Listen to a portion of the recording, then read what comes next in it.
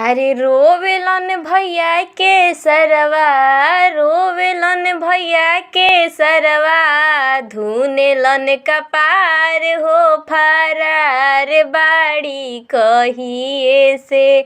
बहिनी हमार हो फरार बाड़ी कहिए से।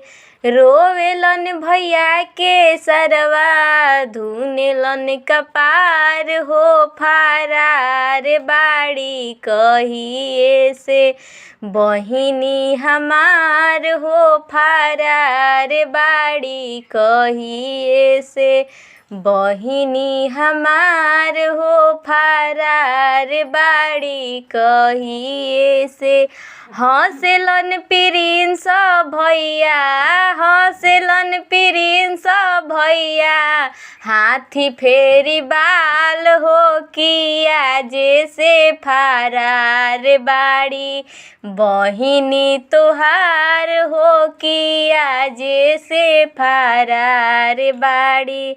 रोवेलन भैया के सरवा, धुनेलन कपार हो फरार बाड़ी कहिए से।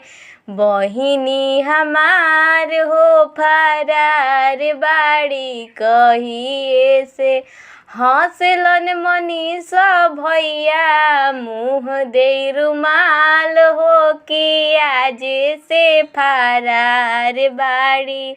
बहिनी तोहार हो किया जैसे फरार बाड़ी। तोहरा ही बहिनी के कईनी हाल बेहाल हो, देवाल धके चलताड़ी।